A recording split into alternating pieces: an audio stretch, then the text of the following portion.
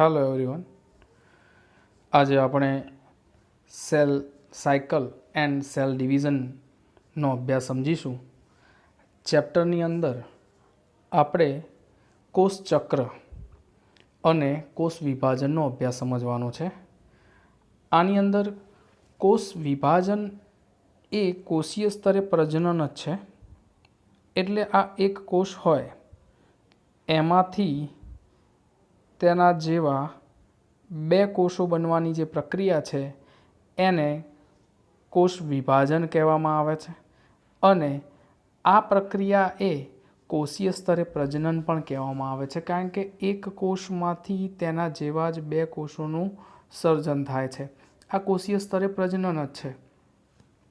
એટલે કે આપણે આ ચેપ્ટરની અંદર કોષ ચક્ર અને કોષ વિભાજનનો અભ્યાસ સમજવાનો છે. તો સૌપ્રથમ કોષ ચક્ર કોને કહેવામાં આવે છે? તો બે સફળ કોષ વિભાજનો વચ્ચેના સમયગાળાને એટલે કે એક કોષમાંથી બે કોષ બનવાની જે પ્રક્રિયા છે એ વચ્ચેનો જે સમયગાળો છે એને કોષ ચક્ર કહેવામાં આવે છે. આને કોષ ચક્ર કહેવામાં આવે છે. કોષ વિભાજન બધા જ સજીવમાં ખૂબ જ મહત્વપૂર્ણ પ્રક્રિયા છે. કેમ? કારણ કે જૂના ઘસાઈ ગયેલા અથવા તો મૃત પામેલા અથવા તો ક્ષીણ બનેલા કોષોના સ્થાને નવા કોષો સ્થાન લે છે. અને આ નવા રચાયેલા કોષો પણ પૂર્વ અસ્તિત્વ ધરાવતા કોષના કોષ વિભાજન દ્વારા જ અસ્તિત્વમાં આવે છે. નવા કોષોનું નિર્માણ એ પૂર્વ અસ્તિત્વ ધરાવતો જે કોષ છે એમાંથી જ નિર્માણ પામતો હોય છે. અને એક કોષમાંથી નવા નિર્માણ પામેલા જે બે બાળકોષો છે અથવા તો માતૃ બાળકોષો જે રચાય છે એ કોષોમાં મૂળ કોષમાં હતું તેના જેવું ને જેવું જ ડીએનએ, એટલે કે સમજો કે માનવ કોષની અંદર 46 રંગસૂત્ર હોય તો તેની સમવિભાજનની પ્રક્રિયા દ્વારા નવા રચાતા કોષોમાં પણ 46 દરેક કોષ એ મૂળ કોષ જેવો જ જોવા મળતો હોય છે. આ પ્રક્રિયા કોષ વિભાજનની કહેવામાં આવે છે, જેમાં ડીએનએનું સ્વયંજનન એટલે કે ડીએનએ બેવડાવવાની પ્રક્રિયા, એક ડીએનએમાંથી બે ડીએનએ બનવાની પ્રક્રિયા જે છે એ ડીએનએ સ્વયંજનનની પ્રક્રિયા પણ જોવા મળે છે. તેને કોષ વૃદ્ધિ પણ કહે છે, જેના વિશેનો અભ્યાસ આપણે વધુ વિશેષમાં સમજીશું. ડીએનએ સ્વયંજનન અને કોષ વૃદ્ધિ એકબીજા સાથે સંકલિત થઈ અને કોષ વિભાજનની પ્રક્રિયા દ્વારા બાળકોષોનું નિર્માણ થાય છે. કોષ તેના દ્વારા જનીનદ્રવ્યનું દ્વિગુણન કરે છે. કેમ? તો એક કોષમાંથી બે કોષ બને છે એટલે આની અંદર જે જનીનદ્રવ્ય હતું એના જેવું જ જનીનદ્રવ્ય ધરાવતા બે કોષો પ્રાપ્ત થાય છે. એટલે જનીનદ્રવ્યનું શું થયું? દ્વિગુણન થાય છે. અહીંયા સંશ્લેષણ અને ત્યાર પછી બે બાળકોષોનું નિર્માણ થતું હોય છે. આ નવા નિર્માણ થયેલા માતૃકોષમાંથી નિર્માણ પામતા નવા કોષો જે હોય છે એ શરૂઆતમાં કદમાં નાના હોય છે, આથી તેને બાળકોષો કહેવામાં આવે છે. બાળકોષોનું તેનું વિભાજન પામવાના ઘટનાક્રમને કોષ ચક્ર કહે છે. બે બાળકોષોનું તેનું વિભાજન, હવે આ બાળકોષો ધીરે ધીરે વિસ્તરણ પામશે એટલે કદમાં મોટા બનશે અને ફરીથી આ કોષો વિભાજન પામીને નવા બે બાળકોષો બનાવશે. આ વિભાજન પામવાની ઘટનાક્રમને કોષ ચક્ર કહેવામાં આવે છે. આથી જ અહીંયા આગળ લખેલું છે બે સફળ કોષ વિભાજનો વચ્ચેના સમયગાળાને કોષ ચક્ર કહેવામાં આવે છે. હવે કોષની વૃદ્ધિ, તો કોષરસના જથ્થામાં વધારો થવાની પ્રક્રિયા અને ડીએનએનું સંશ્લેષણ થવાની પ્રક્રિયા, આ એક શરૂઆતના વિભાજન એટલે કે એક કોષમાંથી બે કોષો બનવાની પ્રક્રિયા થાય તે પહેલાં એની અંદર રહેલું જનીનદ્રવ્ય બેવડાવવું પડે. એટલે ડીએનએ બેવડાય એના માટે બેવડાવવા માટે ડીએનએનું સ્વયંજનન થવું પડે, એટલે કે ડીએનએનું નવું સંશ્લેષણ થવાની પ્રક્રિયા. આ પ્રક્રિયા પણ એસ તબક્કામાં થાય છે. કયા તબક્કામાં થાય છે? એસ તબક્કામાં, જેના વિશેનો વધુ વિશેષ અભ્યાસ આપણે આગળ જોઈશું. કોષ ચક્ર આપણે સમજી ગયા કે બે ક્રમિક કોષ વિભાજન વચ્ચેનો સમયગાળો એટલે કે કોષચક્ર, એના વિવિધ તબક્કાઓ વિશેનો અભ્યાસ સમજીએ તે પહેલાં પુખ્ત માનવની અંદર એટલે કે મેચ્યોર અથવા તો પરિપક્વ માનવ છે એમાં 1014 કોષ જોવા મળે છે. આપણા શરીરની અંદર 1014 જેટલા કોષો હોય છે. મનુષ્ય કોષને સંવર્ધન એટલે કે એકમાંથી બે લાક્ષણિક સુકોષ કેન્દ્રિત કોષ ચક્ર સમજાવી શકાય છે. એટલે કે એમાં એકમાંથી બે કોષો બનવાની જે પ્રક્રિયા છે એ કોષ ચક્ર છે. કોષ ક્રમનો સમયગાળો વિવિધ સજીવોમાં અલગ હોય છે. એટલે કે એક કોષમાંથી બે કોષો જે બનવાની પ્રક્રિયા છે એનો સમયગાળો અલગ અલગ સજીવમાં અલગ અલગ હોય છે. જેમ કે માનવની અંદર એકમાંથી બે કોષ બનવા માટે 24 કલાકનો સમય લાગે છે, જ્યારે યીસ્ટની અંદર 90 મિનિટમાં તે બેવડાય છે. એટલે કે આ પ્રક્રિયા થતાં એને 90 મિનિટ જ લાગે છે, જ્યારે આપણા અંદર આ 24 કલાકમાં એક કોષમાંથી બે કોષો થાય છે. આ કન્ટિન્યુઅસ પ્રક્રિયા ચાલુ જ રહે છે. એટલે કે જ્યારે જરૂર જણાય ત્યારે જ નવા કોષો અથવા તો આ કોષ વિભાજનની પ્રક્રિયા દરેક અંગમાં સતત ચાલ્યા કરતી નથી કે એકમાંથી કન્ટિન્યુઅસ નવા બેવડાય જ જાય. જરૂર જણાય તે પ્રમાણે કોષ એ જનીનિક નિયંત્રણ દ્વારા અંદર આવેલા જે જનીનો છે એના દ્વારા નિયંત્રિત બની અને કોષ વિભાજન કરે છે. જરૂરિયાત પ્રમાણે કોષ વિભાજન કરે છે. જો સતત કોષ વિભાજન ચાલુ રહે તો કેન્સર થઈ જાય, કારણ કે ગાંઠનું નિર્માણ થાય એટલે કે નોડ્સનું નિર્માણ થાય. કારણ કે જે જગ્યાએ અનિયંત્રિત સતત કોષ વિભાજન ચાલુ રહેવાને કારણે કોષોની સંખ્યા વધી જશે અને જે તે જગ્યાએ કોષોની સંખ્યા વધવાને કારણે ત્યાં ગાંઠનું નિર્માણ થાય છે, જેને આપણે કેન્સર કહીએ છીએ. અને આવી ગાંઠ બે પ્રકારની હોય, સુસાધ્ય અને અસાધ્ય ગાંઠ. જો સુસાધ્ય હોય તો એને દૂર કરી શકાય છે, અસાધ્ય હોય તો એ કેન્સર કહેવામાં આવે છે. અહીંયા આગળ કોષચક્રને મુખ્ય બે તબક્કાઓમાં વહેંચી શકાય છે. મોસ્ટ આઈએમપી પહેલો તબક્કો જોઈએ તો પહેલો તબક્કો છે આંતરાવસ્થા ઇન્ટરફેઝ અને બીજો તબક્કો છે માઇટોસિસ અથવા તો વિભાજન તબક્કો. એમ ફેઝ એટલે કે વિભાજન તબક્કો કહેવામાં આવે છે. ખાસ ધ્યાન આપજો, વિભાજન તબક્કો. તો પહેલો તબક્કો જે છે ઇન્ટરફેસ. આ ઇન્ટરફેસ એ આપણે સમજીએ કે આ બંને પ્રક્રિયાને પૂર્ણ થતાં આ બંને જે પ્રક્રિયા જે છે પહેલો અને બીજો તબક્કો એના માટે 24 કલાક લાગે છે, 24 અવર્સ.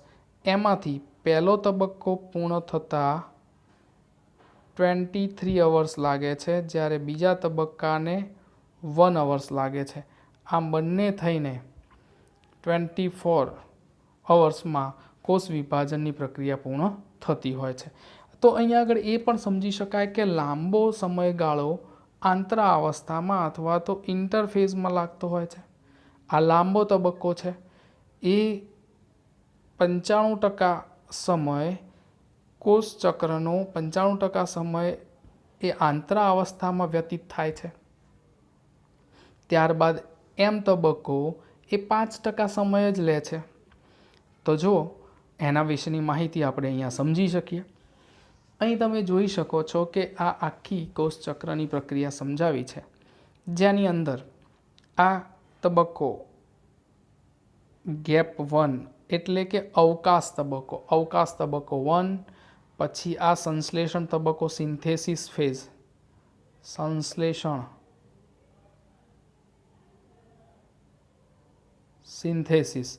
સિન્થેસિસ તબક્કો હોવાને કારણે તેને શોર્ટમાં એસ ફેઝ કહેવામાં આવે છે. અને આ રહ્યો તબક્કો ગેપ 2 ફેઝ એટલે કે G2 તબક્કો કહેવામાં આવે છે. અહીં આગળ G1થી લઈને G2 સુધીનો સમયગાળો જે છે અંત સુધીનો એ આટલો સમય 95% સમય લે છે, આટલો સમયગાળો. અને આ તબક્કાને કહી દેવામાં આવે છે આંતરાવસ્થા ઇન્ટરફેઝ કહેવામાં આવે છે. જ્યારે આટલો સમયગાળો જે છે આ સમયગાળો જે છે એ સમયગાળો એમ ફેઝ કહેવામાં આવે છે. આટલો સમયગાળો એમ ફેઝ કહેવામાં આવે છે. તો અહીંયા પ્રશ્ન થાય કે આ G0 તબક્કો શું છે?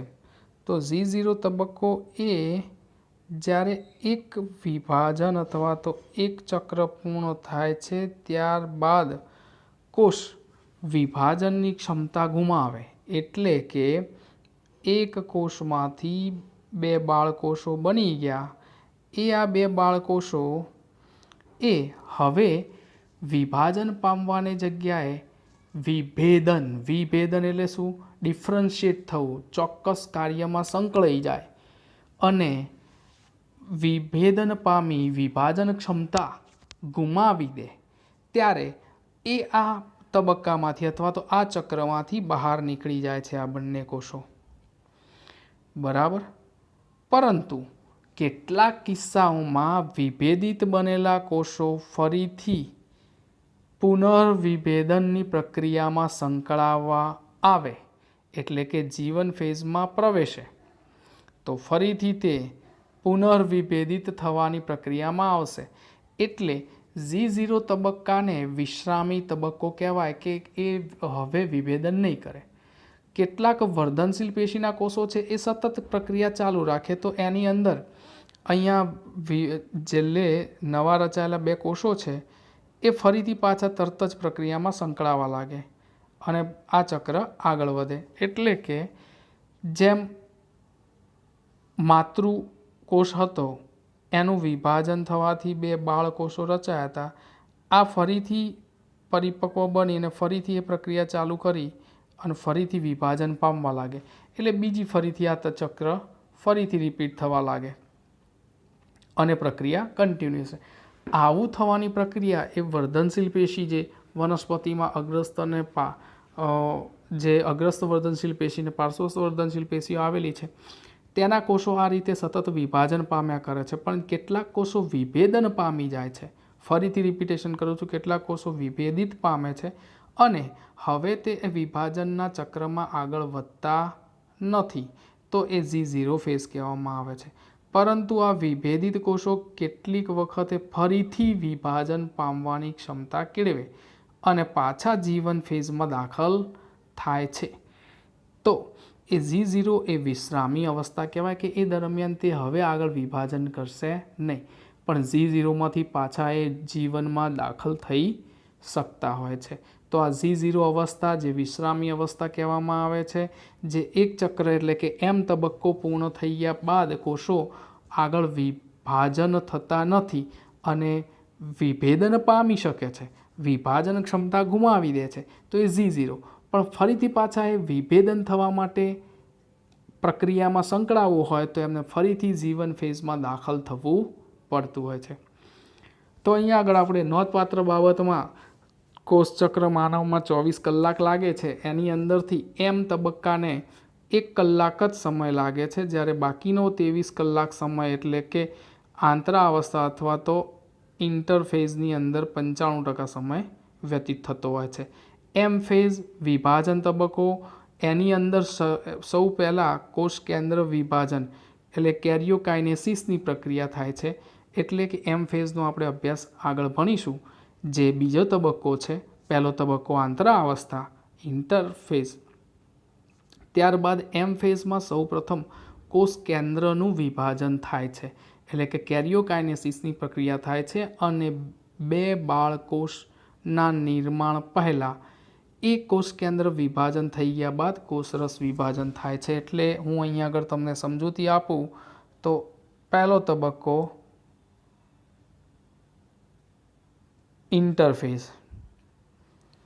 ઇન્ટરફેઝના પેટા તબક્કાઓ પૂર્ણ થઈ ગયા બાદ બીજો તબક્કો એમ ફેઝ.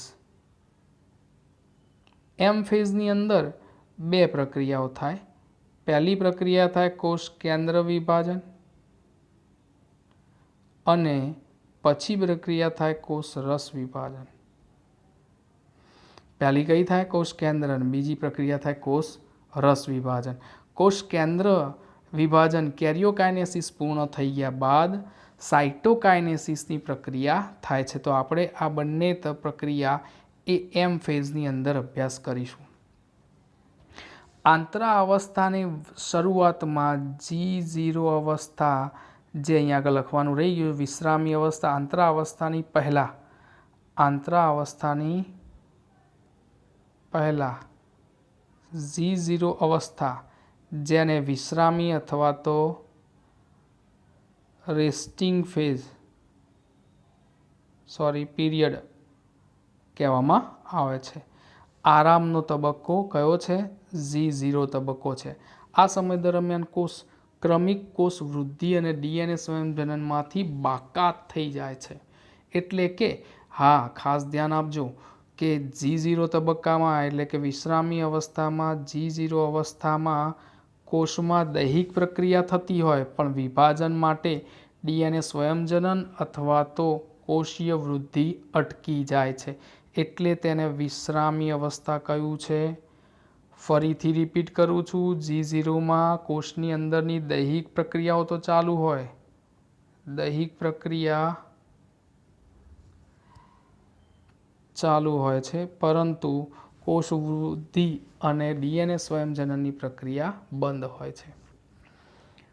જો અહીંયા આગળ આપણે ત્રણેય આંતરાવસ્થાના 3 પેટા તબક્કાઓ, ગેપ 1, સિન્થેસિસ ફેઝ અને ગેપ 2.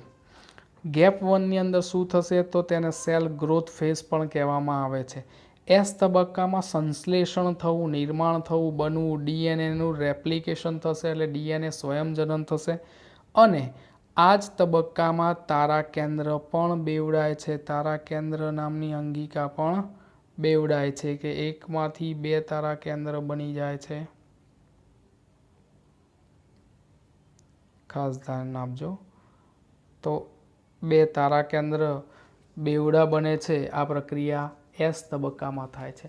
અને G2 તબક્કાની અંદર એ કોષ હવે વિભાજન થતાં પહેલાંની પ્રિપેરેશન કરે છે. જેમ એક્ઝામ પહેલાંની તમે તૈયારીઓ કરો એમ વિભાજન થવા પહેલાં જરૂરી ઉત્સેચકો, RNA, પ્રોટીન આ તબક્કામાં બનશે.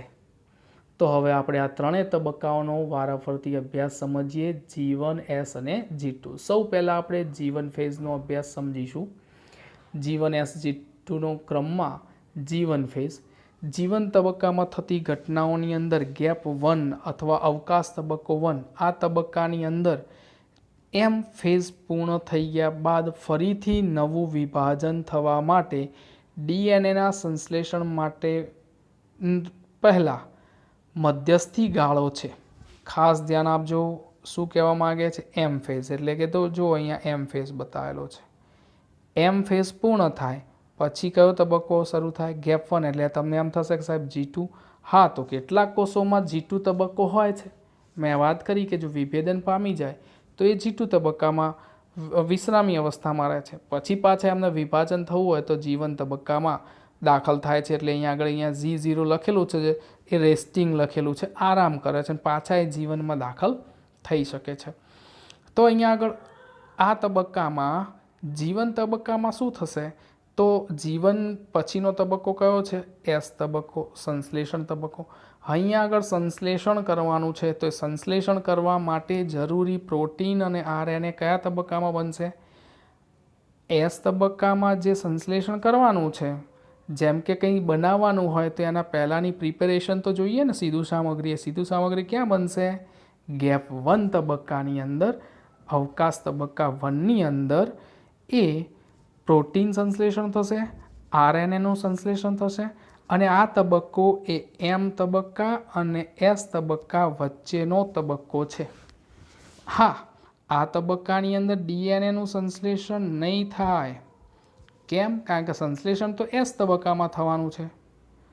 તો અહીંયા આગળ DNA સંશ્લેષણ થશે, પણ DNA સંશ્લેષણ કરવા માટે જરૂરી પ્રોટીન અહીં બનશે ગેપ 1માં, જરૂરી RNA અહીં બનશે, કેટલાક ઉત્સેચકો જે પ્રોટીન કેટલાક એન્ઝાઇમ્સ તરીકે વર્તશે એ બધા ગેપ 1 તબક્કામાં બને છે. અને એનો ઉપયોગ, એ પ્રોટીન, એ ઉત્સેચકો અને બનેલા RNAનો ઉપયોગ S તબક્કામાં DNA સ્વયંજનન અથવા DNA રેપ્લિકેશન પ્રક્રિયામાં ઉપયોગમાં આવશે.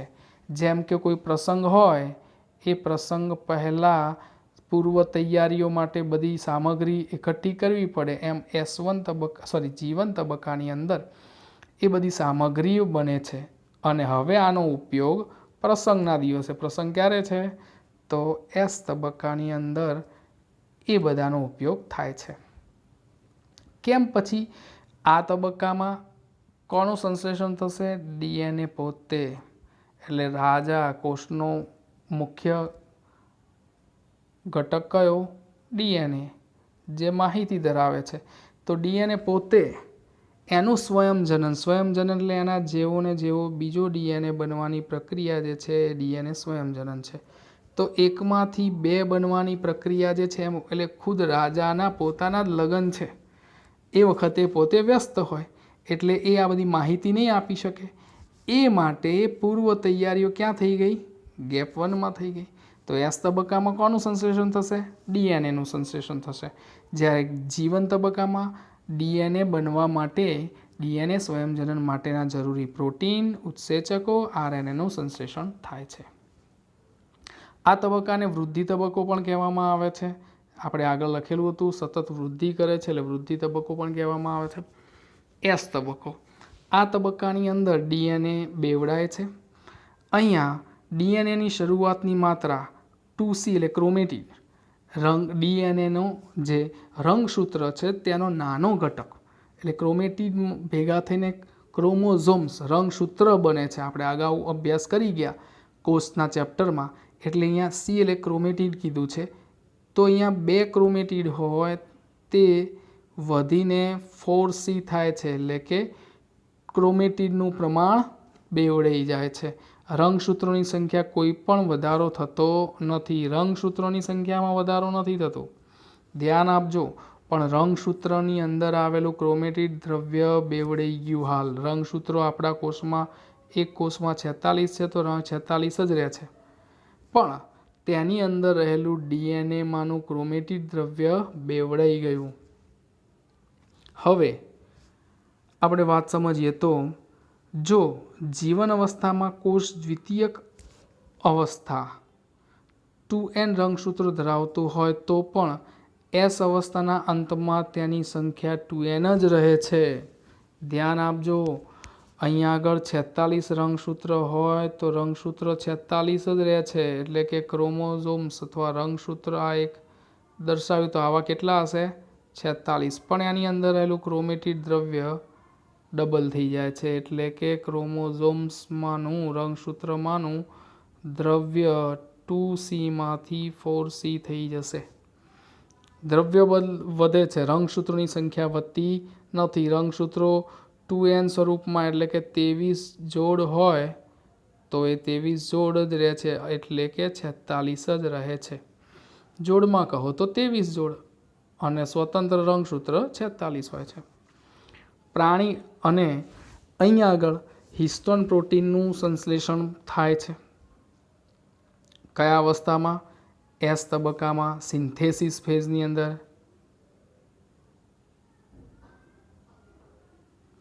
સિન્થેસિસ ફેઝની અંદર પ્રાણી કોષમાં ડીએનએના સ્વયંજનનની સાથે તારા કેન્દ્રનું ગુણન, એટલે કે તારા કેન્દ્ર પણ બેવડાય છે, દ્વિગુણન થાય છે, એટલે 1ના 2 બને છે. પણ કોની અંદર? પ્રાણી કોષમાં. કેમ? વનસ્પતિ કોષમાં તો તારા કેન્દ્ર હોતું જ નથી. નેક્સ્ટ, છેલ્લો તબક્કો ગેપ 2 અવસ્થા અથવા તો G2 તબક્કો. આપણે અભ્યાસ કરી ગયા કે આ તબક્કાની અંદર સંશ્લેષણ પહેલાંની ગેપ 1 તબક્કાની અંદર સંશ્લેષણ તબક્કા પહેલાંની, એટલે કે સ્વયંજનન પહેલાં જરૂરી પ્રોટીનને બધું ગેપ 1 તબક્કામાં બને છે. એસ તબક્કાની અંદર ડીએનએનું સ્વયંજનન થાય છે, એટલે કે ડીએનએનું પ્રમાણ વધે છે, પરંતુ રંગસૂત્રોની સંખ્યા વધતી નથી. ક્રોમેટિડ દ્રવ્ય 2C માંથી 4C બને છે. હવે અહીંયા આગળ ડીએનએ સ્વયંજનન એસ તબક્કામાં પૂર્ણ થઈ ગયું, એટલે 1ના 2 સ્વયંજનન થઈ ગયું. હવે ગેપ 2 અવકાશ તબક્કો એટલે કોઈ પણ પ્રક્રિયા પહેલાંની એક ગેપ, જેમ કે પેપર પહેલાંની એક રજા પૂર્વ તૈયારી માટે. એમ આ એક પહેલી તૈયારી કરી આપણે જીવન ગેપ 1. હવે આવ્યું ગેપ 2. તો ગેપ 2 શેના માટે હશે? તો ગેપ 2 એ સિન્થેસિસ ફેઝ પછી આવતો એમ તબક્કા પહેલાંની પૂર્વ તૈયારીઓ માટે. એમ ફેઝ અથવા તો વિભાજન પ્રક્રિયા માટેની પૂર્વ તૈયારીઓ ક્યાં થશે? ગેપ 2માં થશે. અહીંયા આગળ શું થાય છે? તો અહીંયા પણ ગેપ 2ની અંદર પણ ગેપ 1 જેવી જ પ્રક્રિયા થાય છે. પ્રોટીનનું સંશ્લેષણ થશે, આરએનએનું સંશ્લેષણ થશે અને કેટલાક ઉત્સેચકોનું સંશ્લેષણ થશે. શેના માટે?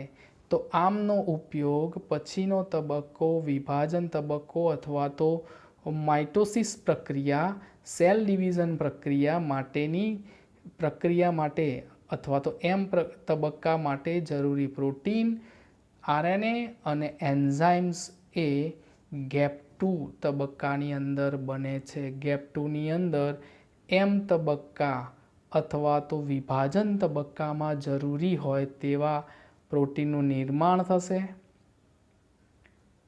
ત્યારબાદ આરએનએનું નિર્માણ થશે. આરએનએ ત્રણેય પ્રકારના, એમઆરએનએ, ટીઆરએનએ, આરઆરએનએ ત્રણેય પ્રકારના આરએનએનું નિર્માણ થશે અને એન્ઝાઇમ્સ એટલે ઉત્સેચક પણ બનશે, જેનો ઉપયોગ એમ ફેઝની અંદર એટલે કે માઇટોસિસ એટલે કે કોષ સમવિભાજનની પ્રક્રિયામાં સમવિભાજનની અંદર તેનો ઉપયોગ થાય છે. જેમ કે અહીંયા આગળ સંશ્લેષણ તબક્કાની અંદર જરૂરી ઘટકો G1માં બનતા હતા, અવકાશ તબક્કો 1માં. એમ ફેઝ માટે જરૂરી ઘટકો G2 તબક્કામાં બને છે અને આને અંતે હવે G2 તબક્કો પૂર્ણ થવાની સાથે આરએનએ, પ્રોટીન અને ઉત્સેચકો બની ગયા, જેનો ઉપયોગ સમવિભાજન માટે કરવામાં આવે છે. એટલે આના પછીનો હવે તબક્કો આપણે ભણીશું એમ ફેઝ એટલે કે માઇટોસિસ એટલે કે સમવિભાજન